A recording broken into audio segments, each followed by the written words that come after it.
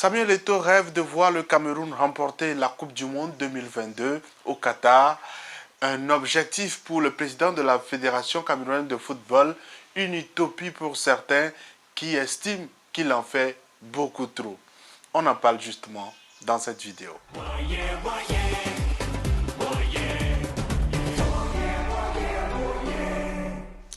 Salut à toi, bienvenue sur ma chaîne, moi c'est Jacques, ici j'analyse l'actualité sportive africaine et si tu ne l'as pas encore fait, abonne-toi à ma chaîne, active la cloche de notification pour qu'on puisse continuer par être nombreux à évoquer ce type de sujet. Ces derniers jours, c'est Samuel Eto'o qui est à la une au vu de ses différentes sorties, surtout la récente dans les vestiaires des Lions indomptables après la victoire récente lors des éliminatoires de la Coupe d'Afrique des Nations. J'en ai fait l'objet dans ma récente vidéo, mais je pense qu'au vu des réactions, il est important de pouvoir suivre la suite. La suite, ce sont les commentaires. La suite, ce sont les réactions, parfois que je ne comprends pratiquement pas, comme celle-ci. Monsieur Eto'o dit qu'on va gagner là. Il a dit sur le journal d'Africa Foot paru ces derniers jours, dit qu'ils arriveront en demi-finale. Mais les Lions indomptables du Cameroun, Monsieur Eto'o dit qu'il peut. Monsieur Eto'o peut. On a préparé le match où? Match amical contre les locaux. 210 pays de la FIFA. 32 qualifiés pour la Coupe du Monde. Monsieur Eto'o n'a pas quelqu'un qui peut appeler pour venir jouer contre le Cameroun? C'est ça la préparation d'une Coupe du Monde? C'est lui qui fait ça, le joueur pro, le président qui peut? La mauvaise préparation. Une fédération qui n'a pas de sparring partner, qui n'a pas un carnet d'adresse, qui n'est pas capable de décrocher un vrai match amical pour préparer un match international. C'est ça dont c'est les questions. La seconde chose que je voudrais relever, c'est que, et c'est ça, c'est c'est une amnésie. Il a effacé le passé. Lui, il dit qu'on a joué en 0 et que c'était mauvais. Mais on l'a vu dormir. Ça, c'est autre chose. On a le Cap Vert nous a mis 2-0. Le Cap Vert nous a donné 2-0. On ne s'est pas qualifié pour la Coupe d'Afrique de 2012. C'est M. Eto'o qui est le capitaine. Personne ne lui a parlé comme ça. La Coupe d'Afrique, on ne s'est pas qualifié. Lui, il était capitaine. Et c'était une bonne chose. Ah, donc nous, on a quand même gagné un match. Nous, le Cap Vert nous a filé 2-0. Je voudrais dire ceci. On a gagné le match, c'est très important. Je voudrais dire ceci. Il dit, ça doit être une famille. Mais lui, il a eu l'esprit de famille. Lui, Monsieur Eto'o, il dit qu'il a fait 26 ans, tout a été bon. Mais de 2002 à 2015, quand Monsieur Eto'o part, on n'a plus jamais rien gagné. Rien. Après la CAN de 2002, on n'a plus jamais rien gagné jusqu'à quand Eto'o part en 2014. Donc il faut faire croire aux gens que c'est lui le responsable. Les gars, pourquoi vous faites ça? Sous d'autres cieux, des gens voudraient même payer pour avoir de ces dirigeants inspirés ou bien rêveurs, oui, rêveurs, mais qui se permettent peut-être de pouvoir atteindre un objectif.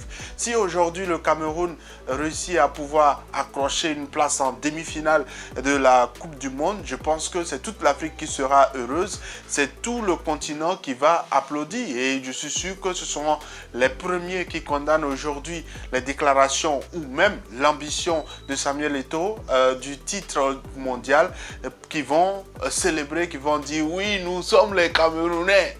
Nous sommes les Camerounais. Mais aujourd'hui, le mal, c'est que il y a, je ne sais pas si c'est le mal ou bien c'est plutôt une incongruité. Vous avez un dirigeant qui rêve de remporter la Coupe du Monde. Je ne sais pas si sous d'autres cieux, les gens se cachent. Ils vont dire oui, on va pour apprendre ou bien on va juste faire ce qu'on peut. Mais aujourd'hui, Samuel Eto'o, son objectif est clair. Les Lions indomptables iront au Qatar pour remporter la Coupe du Monde. Dans la tête des joueurs qui viendront pour participer à cette Coupe du Monde, pour représenter le Cameroun, il y aura cet objectif-là. Il va falloir se battre, quitte à pouvoir se surpasser sur le terrain pour pouvoir essayer d'atteindre cet objectif.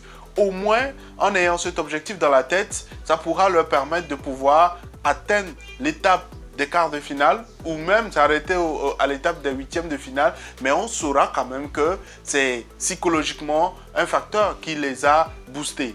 Parce qu'aujourd'hui, parmi les facteurs qui permettront, selon moi, à une belle participation des Lions indomptables à cette Coupe du Monde, c'est le facteur psychologique. J'ai eu la chance de pouvoir voir l'évolution de cette sélection il y a quelques mois et tout le monde reconnaît que cette sélection a à son sein de la qualité. Cette sélection a à son sein des joueurs productifs, des joueurs qui sont dans de bons clubs, mais en son sein, il faut quelque chose de waouh. Et moi, j'estime que cette déclaration ou cette ambition de Samuel Eto'o, ça fait partie quand même de ce qui est psychologique, une pression supplémentaire pour ces joueurs qui peut-être sont conscients, mais qui doivent toujours être bougés. Je comprends que des gens n'ont pas compris ou n'ont pas aimé que la récente déclaration de Samuel Eto'o soit autant déjà filmée et diffusée sur les réseaux, mais un dirigeant, ça prend des décisions. Un dirigeant, ça décide quand parfois une alternative ne marche pas, il faut passer à une autre étape. Et moi, j'estime que l'étape suivante, après les discussions ou après les initiatives qui n'ont pas été autant communiquées, aujourd'hui, l'objectif, c'est de pouvoir montrer clairement les ambitions, montrer clairement qu'on veut ceci et qu'on peut. Je pense que Samuel Eto'o, dans sa carrière, a montré clairement que s'il veut quelque chose, il réussit. La dernière illustration, c'est sa victoire aux élections de la FECAFOOT. Et aujourd'hui, ça montre clairement que les Camerounais, ils doivent être pris au sérieux lors de ces préparatifs à la Coupe du Monde. Et donc, ça veut dire que clairement, la sélection ne devra manquer de rien dans ses préparatifs.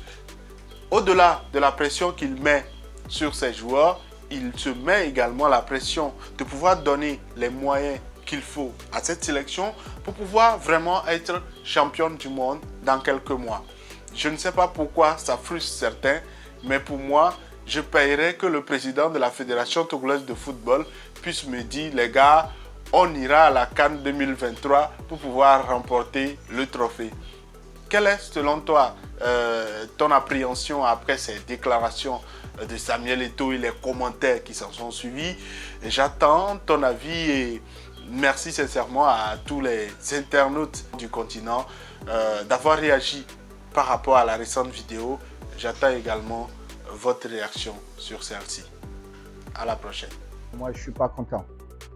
Je ne suis pas content du tout. Vous représentez l'équipe nationale du Cameroun.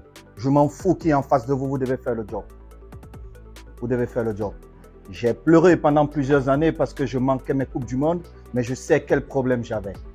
Je sais quel problème j'avais et pourquoi je ratais mes Coupes du Monde. Ça ne va pas se passer tant que je suis président. J'ai pris cette présidence pour changer les choses et les places seront chères, je vous dis. Personne n'a sa place assurée dans cette équipe. Personne n'a sa place assurée dans cette équipe. Vous devez faire votre job. Celui qui veut venir porter le maillot du Cameroun, il fait son job quand il est dans cette équipe. Sinon, il ne vient pas et je serai content. Je jouerai avec des enfants. J'ai été assis là 26 ans comme vous. Je sais ce que vous pensez. Vous vous dites c'est un salaud, mais j'ai été le meilleur étant assis là. Et je sais pourquoi j'ai raté. Et aujourd'hui, je suis le président. Je vais tout vous donner, même ma vie, pour que vous soyez dans les meilleures conditions. Même ma vie. Et je bagarre avec tout le monde pour vous mettre dans les meilleures conditions. Parce que vous êtes assis là, vous ne savez pas quel bagage est derrière pour vous mettre dans les meilleures conditions. Et quand on vient, c'est le Cameroun, les gars. Le Cameroun, pour moi, il n'y a rien de plus beau. Il n'y a rien de plus beau. Je donnerai ma vie pour mon pays. Il n'y a rien de plus beau. J'ai une très grande estime de mon pays. Et je vais arriver là où je vais.